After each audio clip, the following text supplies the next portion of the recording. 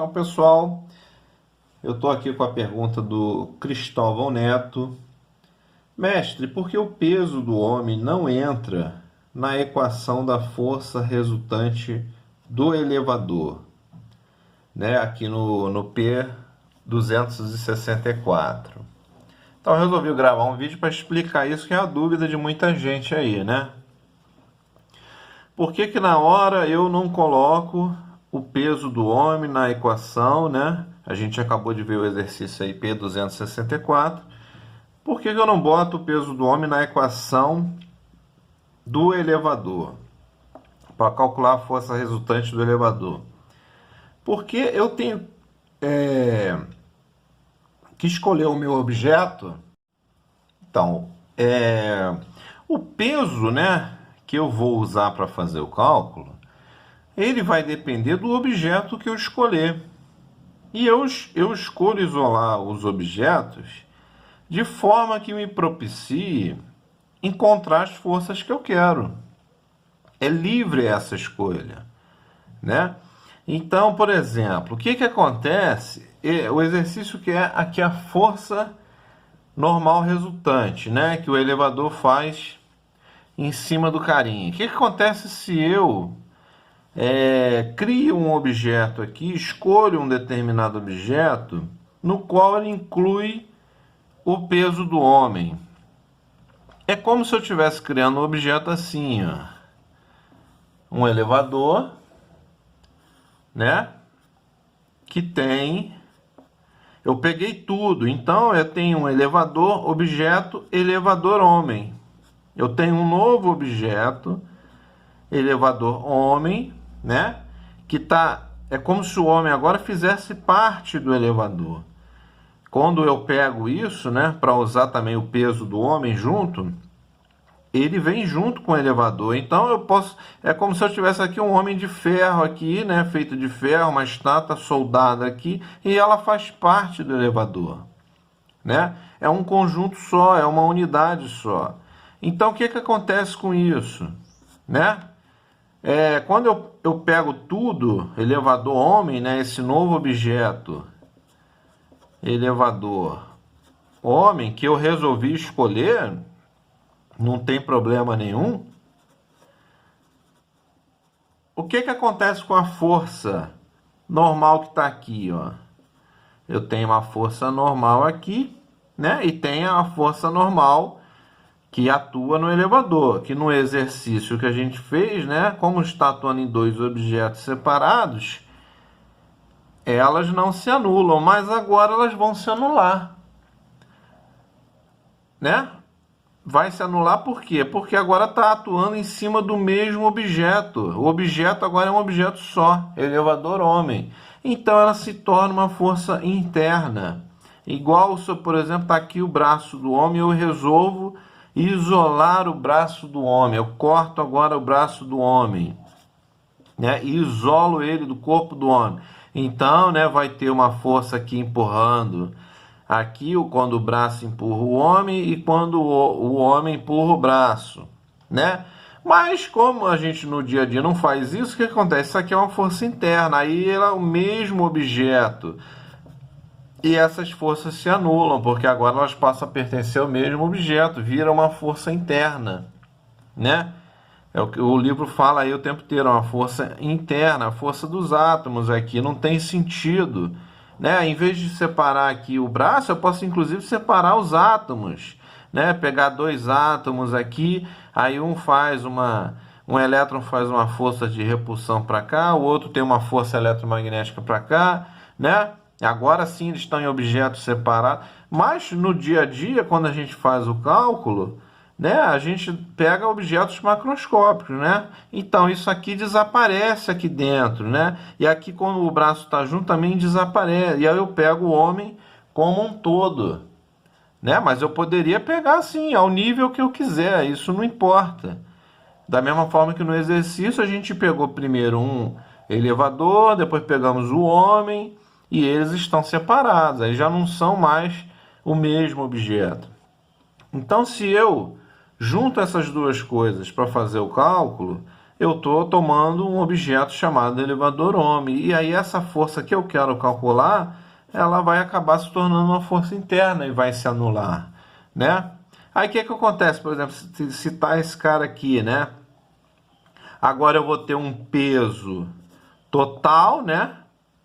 Que é o peso desse objeto único, elevador homem, né? O que é o peso total? Massa do homem mais a massa do elevador, gravidade, né?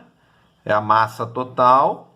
E aqui eu tenho a tração, né? Continuo tendo a tração que esse cara fez, né? E a tração que atuou aqui em cima, né? Então eu continuo, só que essas duas trações, né? Elas atuam agora no mesmo corpo, né? Então eu tenho uma tração, eu tenho duas trações. Então duas trações, continuo tendo uma aceleração aqui, né? Duas trações menos o peso total vai ser igual a massa total, né? Vou criar uma massa total aqui, né? Vezes aceleração. Aí agora eu já não consigo mais calcular a força normal resultante, a força normal, porque ela virou uma força interna. Mas a gente pode ver se isso aqui dá certo, né? Porque eu tenho a tração aqui. Quem é a tração? Tração é igual a massa do elevador aceleração mais massa do elevador gravidade mais a força normal, né? A força normal a gente chegou a calcular. Eu não vou mais conseguir calcular ela a partir daqui, né? Dessa nova perspectiva que eu estou olhando. Mas do exercício anterior, né? Na parte anterior eu consegui calcular essa força normal. Eu consigo substituir esse símbolo aqui pelo que eu calculei. E aí eu vou ter a tração, né? Então, quem é a tração aqui? A tração vai ser igual massa total, que é M mais Mzão, aceleração mais peso total. Quem é o peso total?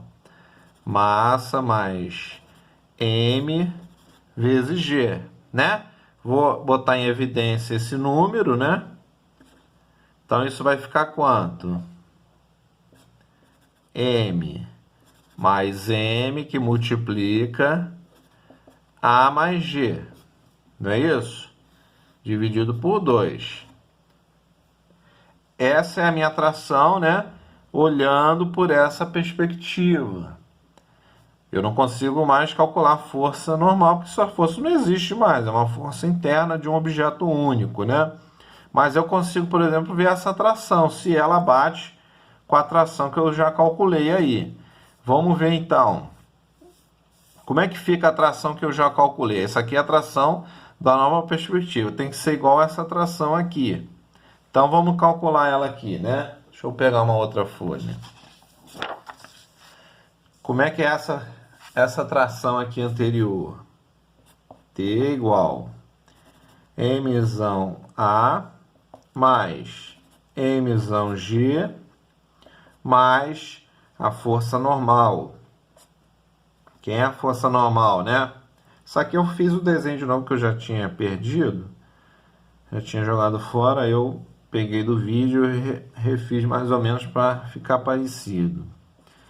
M menos Mzão A mais G, né? Dividido por 2. Essa é a força normal aqui, né?